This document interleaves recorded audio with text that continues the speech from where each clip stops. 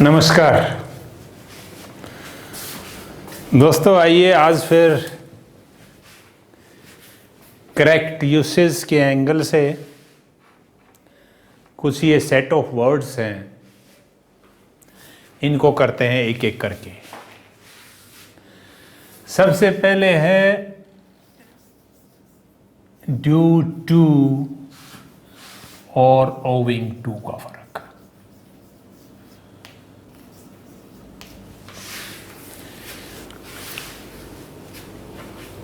ये मुझे लगता है कि इन सब में सबसे मुश्किल है समझना, और ये ज़्यादा मुश्किल इसलिए हो गया है कि लोगों ने इनमें फ़र्क समझना बंद कर दिया है। ओविंग टू की जगह ड्यू टू और ड्यू टू की जगह ओविंग टू बहुत बार यूज हो रहा है, लेकिन जो ग्रामर के प्योरिस्ट हैं वो उस डिस्टिंक्शन को अब भी रखते हैं, और ये कॉम्पिटिटिव टेस्ट में, खासकर जो जीमेट का एग्जाम है, उसमें इससे रिलेटेड एक दो क्वेश्चन जरूर आ जाता है। अदरवाइज भी अगर आप कहीं लिख रहे हैं और अगर आप अपना इंप्रेशन अच्छा जमाना चाहते हैं तो इन जो छोटी छोटी चीज़ें हैं इनका आपको पता होना चाहिए। मैं आपको एक दृष्टांत देता हूं, उससे फिर एक सेंटेंस उसी बात को ड्यू टू कह के बनाएंगे, ड्यू टू का यूज करके बनाएंगे, फिर दूसरा सेंटेंस ओविंग टू का यूज करके बनाएंगे, और मैं उम्मीद करता हूं कि आपको ये फर्क क्लियर हो जाएगा। आप एक स्कूल के पास से जा रहे हैं, लॉकडाउन चल रहा है, आपने देखा स्कूल बंद है, आपने किसी से पूछा कि भाई स्कूल बंद क्यों है, तो वो दो तरीके से बात वो कही जा सकती है। पहली चीज, एक सेंटेंस ये देखिए, इसमें मैं ड्यू टू का यूज करूंगा।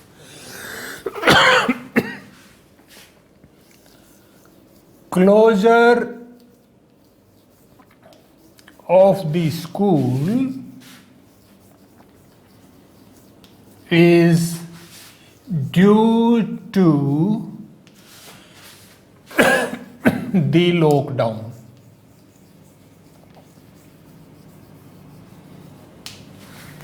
Closure of the school is due to the lockdown. इसी बात को the school is closed owing to the lockdown.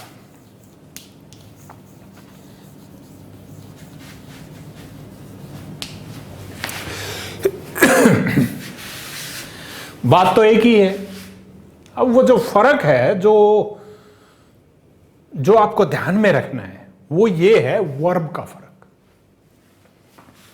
इसके अंदर जो ये ड्यू टू एक एडजेक्टिव है, इससे पहले जो वर्ब आती है वो बी वर्ब आती है। बी की कोई भी फॉर्म आ जाएगी, इज, एम, आर, वाज, वर, और ओविंग टू से पहले बी ना आके कोई एक्शन वर्ब आएगी। ये स्टेट ऑफ बीइंग वर्ब है, ऑक्सिलरी है, और ये फुल वर्ब है। तो फुल वर्ब आ जाए तो आपने ओविंग टू लगाना है उसके बाद, और अगर बी वर्ब आ जाए तो उसके बाद आपने ड्यू टू लगाना है। एक तो फर्क ये है। दूसरा फर्क ये है कि सेंटेंस के शुरू में ड्यू टू कभी नहीं लगाना है, बहुत रेयरली लगता है, और चांसेस ये होंगे कि आपने लगाया तो वो गलत हो जाएगा। ओविंग टू से आप सेंटेंस शुरू कर सकते हैं। तीसरा फर्क ये है कि ओविंग टू को आप बिकॉज ऑफ बिकॉज ऑफ से रिप्लेस कर सकते हैं, ड्यू टू को कॉज्ड बाय से रिप्लेस कर सकते हैं।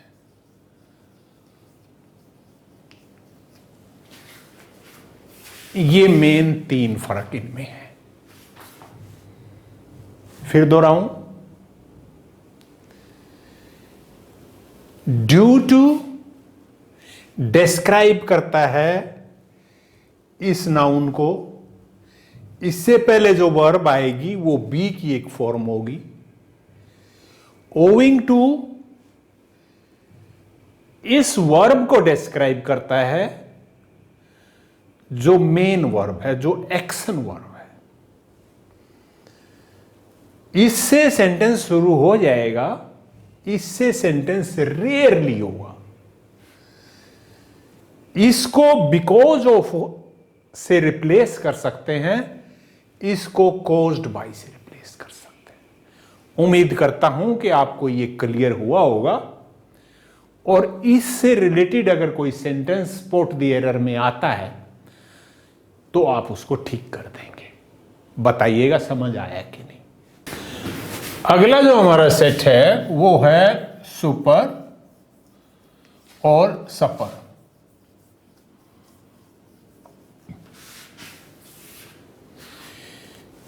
ये मैंने इसलिए दिया है यहां पर डिस्कस करने के लिए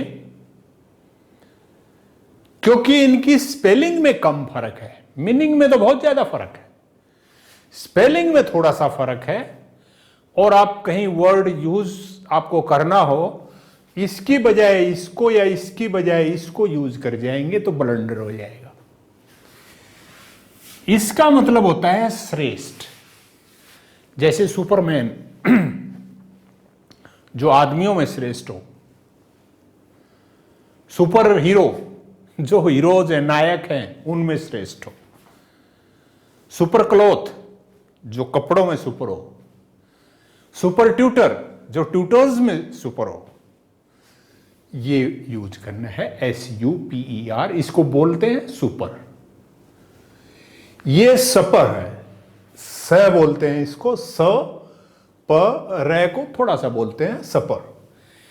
सपर अंग्रेजों के लिए जो दिन का लास्ट भोजन होता है उसको बोलते हैं सपर। ये फर्क है बस। अगला है इवेड और अवॉइड। दोनों का मतलब बचाना ही होता है। इवेड का मतलब गैर कानूनी तरीके से बचाना, अवॉइड का मतलब कानूनी तरीके से बचाना। आमतौर पे इस शब्द का प्रयोग टैक्स को गलत तरीके से बचाने के लिए यूज होता है। मैं एक उदाहरण देता हूं। एक आदमी है, मान लिया वो सैलरीड पर्सन है, उसको तनख्वाह मिलती है। वो चाहता है कि उस पर टैक्स कम लगे क्योंकि खर्चे बहुत हैं। टैक्स में दिया तो उसके लिए बेकार गया। वो नहीं चाहता कि वो टैक्स दे। उसके पास कई तरीके हो सकते हैं। लीगल तरीका यह है कि वो अपनी आमदन में से कुछ पैसा उन तरह की सेविंग्स में लगाए जिनको सरकार ने नोटिफाई कर रखा है कि इनमें लगाओगे पैसा तो आपको टैक्स में छूट मिलेगी। उनमें वो आदमी पैसे को लगाए, फिर छूट को क्लेम करे, टैक्स को बचाए। वो अवॉइड करना है। इलीगल तरीका ये हो सकता है कि अपनी कुछ इनकम को दिखाए ही नहीं कि इनकम हुई है, या कुछ ऐसे खर्चे दिखा दें जो उसने किए ही ना हो। जैसे एक आदमी किराए के मकान में ना रह रहा हो, या थोड़ा किराया दे रहा हो, किराए की रसीद ले आए, थोड़ा दे रहा है तो ज्यादा किराए की ले आए, ज्यादा छूट क्लेम कर ले, झूठी रसीद लगा के। वो इवेड कर रहा है। या कुछ ऐसे खर्चे दिखा दें, अगर बिजनेस कर रहा है तो, कि जिन पे छूट मिलती हो लेकिन वो खर्चे उसने किए भी ना हो, वो इवेड करना है। ये फर्क इवेड और अवॉइड में है। अगला जो सेट ऑफ वर्ड्स है वो है सैलरी और पे।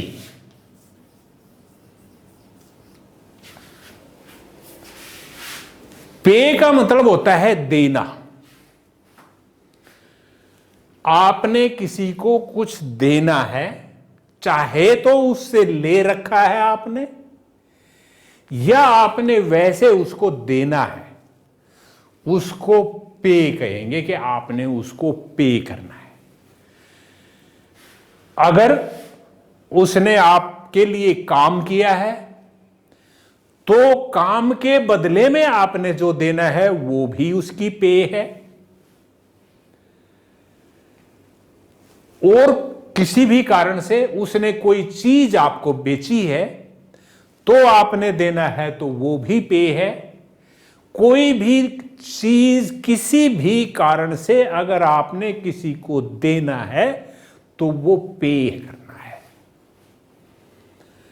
पे आप किसी भी फॉर्म में कर सकते हैं, किसी भी तरह की पेमेंट हो सकती है, कैश भी हो सकती है, हो सकता है आप चीज के बदले में चीज दें, वो भी पेमेंट है।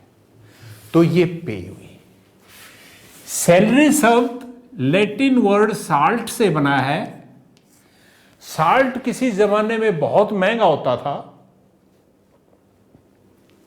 किसी जमाने में, और उस टाइम पे अगर कोई काम करता था किसी के लिए तो जिसके लिए काम करता था वो आदमी उसको साल्ट देता था बदले में, क्योंकि साल्ट बहुत महंगा होता था। उस टाइम करेंसी नहीं थी, पैसे नहीं थे, तो तभी से ये वर्ड यूज हो रहा है। अगर आप किसी के लिए काम करते हैं और वो उसके बदले में आपको जो कुछ भी देता है वो आपकी सैलरी है, चाहे वो पैसे हो चाहे कोई चीज हो।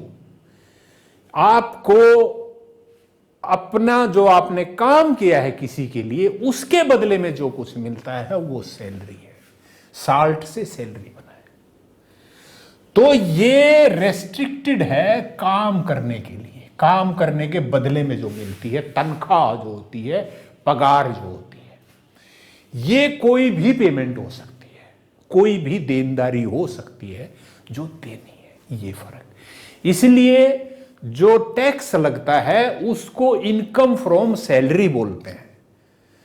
सैलरी से इनकम है, आपने काम किया था उसके बदले में जो पैसे मिले हैं वो सैलरी है आपकी। इनकम टैक्स वाले उसको ऐसे बोलते हैं। पे तो किसी भी तरह की हो सकती है, आपने अपना जीपीएफ विड्रॉ किया हो वो भी आपको पे हुआ है, ठीक है। ये फर्क सैलरी और पे में है। अगला सेट है डिसइंटरेस्टेड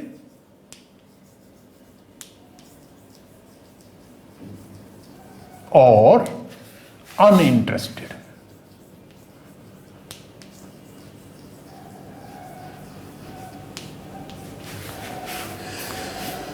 दोनों का संबंध रुचि से है, स्वार्थ से है।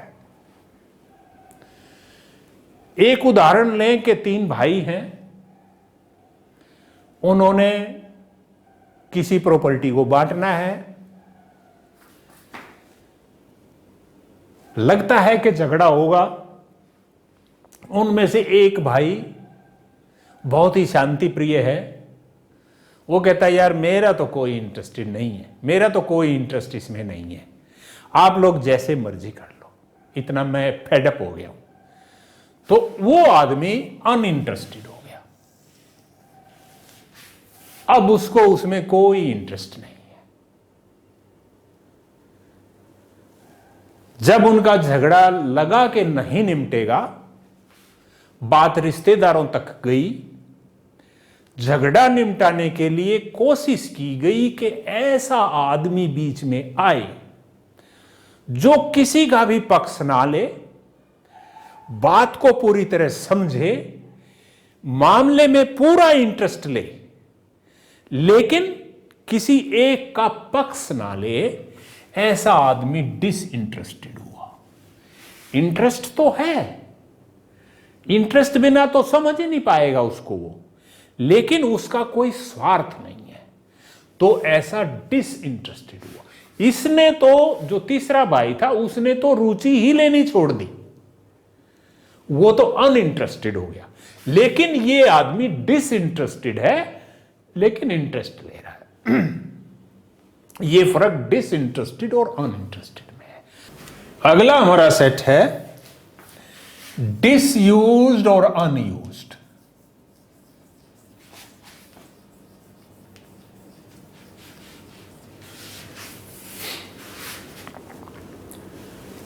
कोई चीज जिसका कभी यूज ही ना हुआ हो, पुरानी बेशक हो गई हो लेकिन उसका यूज ना हुआ हो, वो अनयूज्ड है।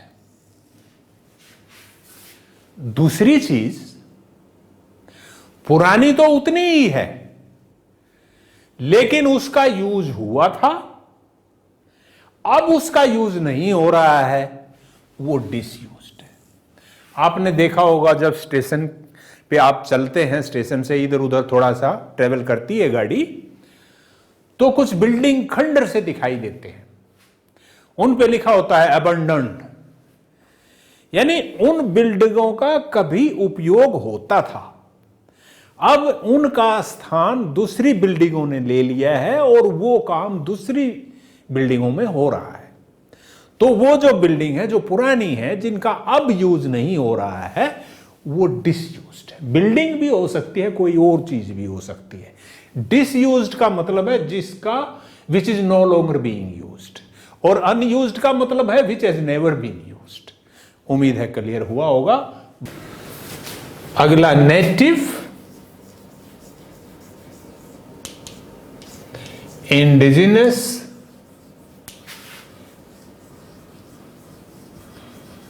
और अब ओरिजिनल।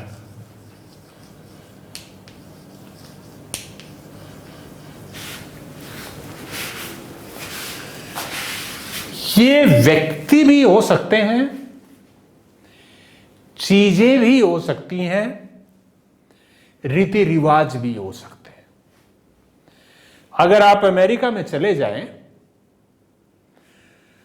वहां आप रहेंगे, अंग्रेजी बोलेंगे, लेकिन आपकी जो अंग्रेजी है वो वैसी अंग्रेजी नहीं होगी जो वहां के रहने वाले की है। तो जो वहां के रहने वाला अंग्रेजी बोलता है उसको बोलते हैं native speaker, native speaker of English. Native इसलिए कहा क्योंकि वो वहां सालों से रह रहा है, सालों से रहते रहते उसने भाषा को सीखा है, तो वो वहां का नेटिव हुआ। पौधा भी नेटिव हो सकता है, कोई और चीज भी नेटिव हो सकती है, जैसे धोती। इंडिया में धोती पहनते हैं, किसी और देश में शायद उस तरह धोती ना पहनते हो, शायद बांग्लादेश को छोड़कर, बांग्लादेश या श्रीलंका को छोड़कर। बांग्लादेश में तो नहीं होगी, श्रीलंका में होगी। तो धोती इंडिया की नेटिव है, ये अपनी ड्रेस है। ये जो पैंट मैंने पहन रखी है ये हमारी नेटिव ड्रेस नहीं है। बट धोती कुर्ता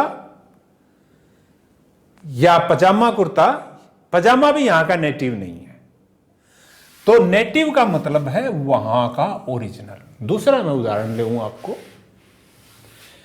आपको पता है कि ईस्टर्न उत्तर प्रदेश और बिहार से कुछ लोग यहां मजदूरी करने आते हैं, तो उनको कहा जाएगा कि वो यहां के नेटिव नहीं है।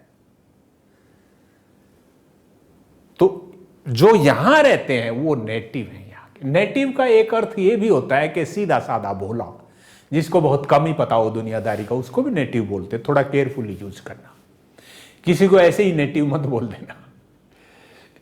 एनीवे, ये नेटिव हुआ। इंडिजिनस, मान लिया वही जो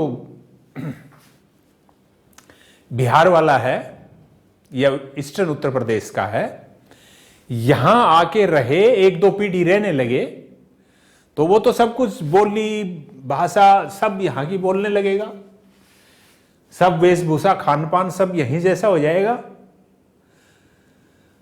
तो उसको आप इंडिजिनस फिर भी नहीं कहेंगे, नेटिव कह देंगे उसको।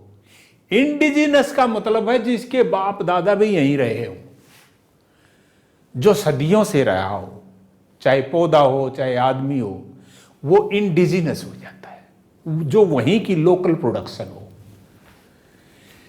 एबोरिजिनल उससे भी आगे जाता है।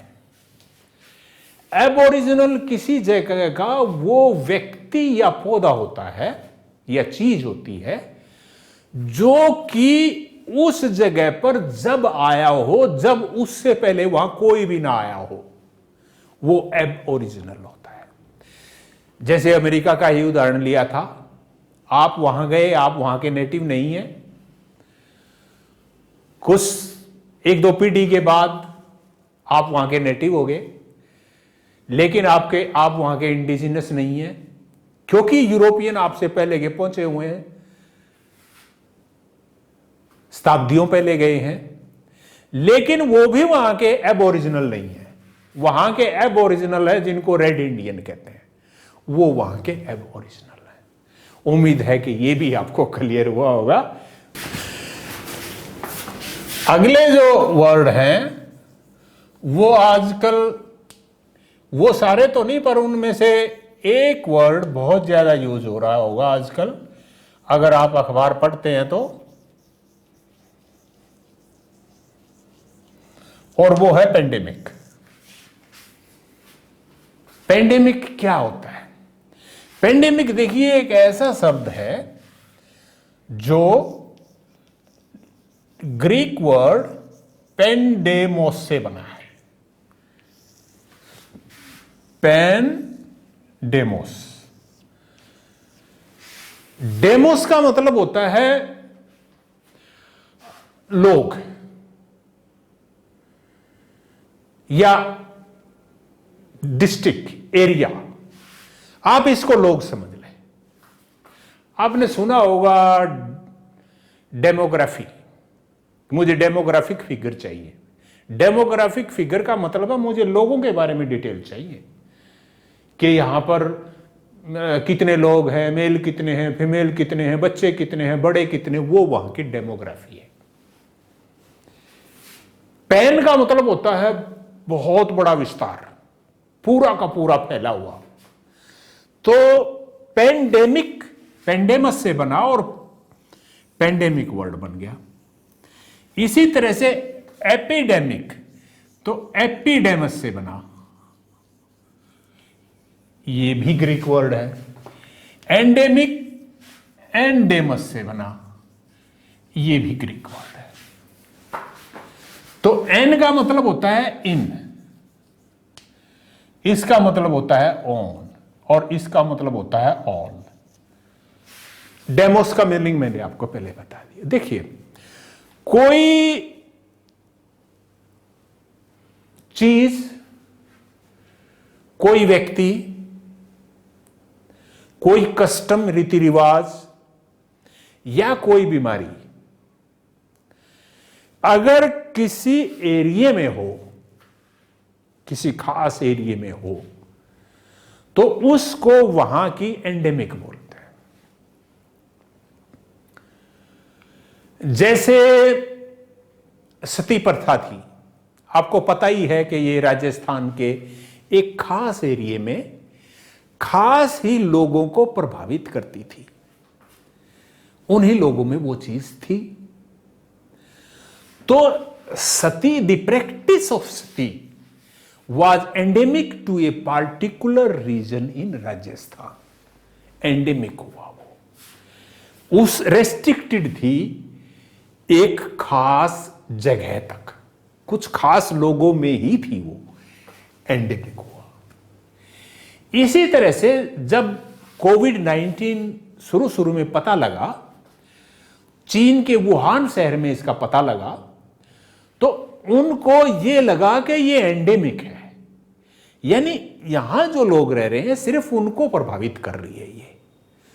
तो तब तक वो एंडेमिक थी, फिर वो फैली और पूरा जो हुबेई प्रांत था चीन का पूरे में फैल गई, उसका विस्तार हुआ, ज्यादा लोगों को प्रभावित किया, तो वो एपिडेमिक हो गई।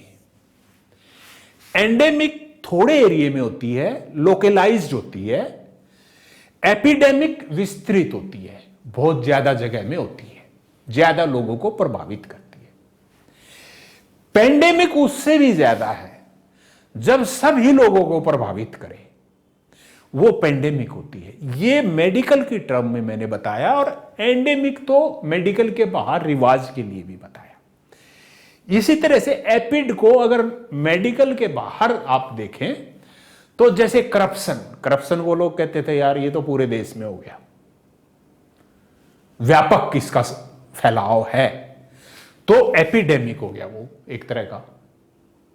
इसी तरह से आपने देखा होगा कि कभी कभी एक हास्य कलाकार या हास्य कवि जैसे ही स्टेज पे आता है हम अपने आप ही हंसने लगते हैं, तो वो हंसी एक से उसका चेहरा देखते ही फैलती जाती है, वो एक तरह की एपिडेमिक लॉफ्टर हुई। पेंडेमिक का तो दायरा ही बहुत ज्यादा होता है, सब जगह होती है। जैसे WHO ने जब इसको डिक्लेयर किया था पेंडेमिक को, कोविड-19 को पेंडेमिक डिक्लेयर किया था 2020 के शुरू में, तो जब उनको पता था कि यह सब जगह फैलेगी तभी किया था। और आज तो ऐसी स्थिति है कि दुनिया का शायद ही कोई कोना ऐसा हो कि जहां अब तक ये बीमारी ना गई हो, तो ये पेंडेमिक स्तर हुआ। तो एंडेमिक, एपिडेमिक और पेंडेमिक ये हुआ। इस पेन वर्ड से संबंधित एक दो वर्ड आपने सुने होंगे अंग्रेजी में पढ़ते पढ़ते, पढ़े भी होंगे, जैसे पेंडेमोनियम।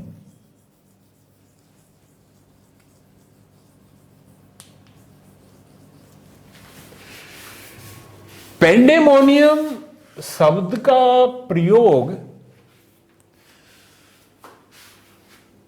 जॉन मिल्टन ने पैराडाइज लॉस्ट में भी किया था। पेंडेमोनियम एक्चुअली नरक की राजधानी को कहते हैं। और नरक में क्या होता है? फ्री फॉर ऑल, जो मर्जी कोई कुछ करे, ना किसी का डर है, ना किसी की शर्म है, ना किसी का खौफ है, जो मर्जी करो, जिसके हाथ में जो कुछ आ जाए करो, खा जाओ, पी जाओ, मार जाओ, दाड़ जाओ। तो ऐसी स्थिति जब बन जाए तो उसको कहते हैं कि पेंडेमोनियम हो गया।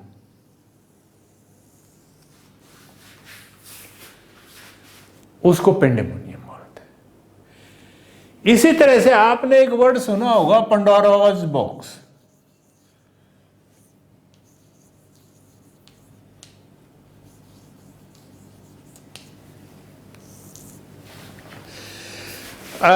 जैसे हिंदू माइथोलॉजी में धर्मराज जी सबका हिसाब लेते हैं,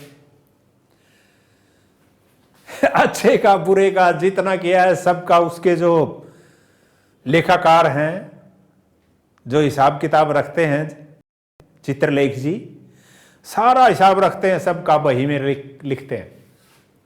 और जब आदमी मौत के बाद उनके पास जाता है तो उनको जैसा उसने किया है उसके हिसाब से उसको दंड मिलता है।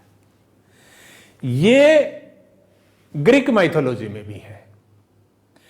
उनके जो लेखाकार हैं, जो हिसाब रखते हैं, जिसने गलत किया उसको सजा देनी है, उनके पास एक बॉक्स होता है जिसमें सारी बुराइयों का वर्णन होता है कि ये बुराई, ये सजा, ये बुराई, ये सजा, इसने ये किया, सबका रिकॉर्ड भी होता है। तो उनको उनकी हेल्प के लिए एक लेडी दी गई सबसे पहले, उसका नाम था पंडोरा। उन्होंने क्या किया कि पंडोरा ने काम करना है, उन्होंने उनको एक बॉक्स दे दिया।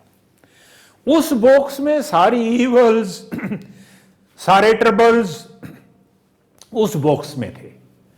उसको कहा कि इसको खोलना नहीं है, धीरे धीरे करके देखेंगे, इससे पता लगाते रहेंगे किसने क्या किया है, क्या ट्रबल किया है, क्या इविल की है, तब उसके हिसाब से सजा देंगे। अब उसने गलती से उसको एक दिन खोल दिया, और खोल देने से क्या हुआ, सारी बुराइयां, सारे ट्रबल सब बाहर निकल गए। ऐसा ग्रीक मैथोलॉजी बोलती है। तो उस बॉक्स को जो पंडोरा के पास था, उसको पंडोराज बॉक्स बोलते हैं। इसीलिए जब कभी कोई एक आदमी पकड़ा जाए, बहुत गलत काम हो रहे हो कहीं पर, और एक आदमी पकड़ा जाए उनमें से, और वो सब कुछ बता दे, उसके बाद तो चेन बन जाती है। उसने उसका नाम लिया, उसने उसका नाम लिया, ये गलत काम किया था, फिर ये किया था, फिर ये किया था, सारी बुराइयां, सारी आफतें आ जाती हैं उस एक आदमी के बोल देने से। तो ऐसी सिचुएशन में हम कहते हैं कि उसने पंडारा बॉक्स को खोल दिया। ये पंडारा बॉक्स का यूज है। एनीवे, मुझे लगता है कि आज का सेशन आपके लिए कुछ उपयोगी लगा होगा। आपने जो टाइम लगाया है उसका फायदा हुआ होगा। बताइएगा जरूर वीडियो के एंड में कैसा लगा। थैंक यू, नमस्कार।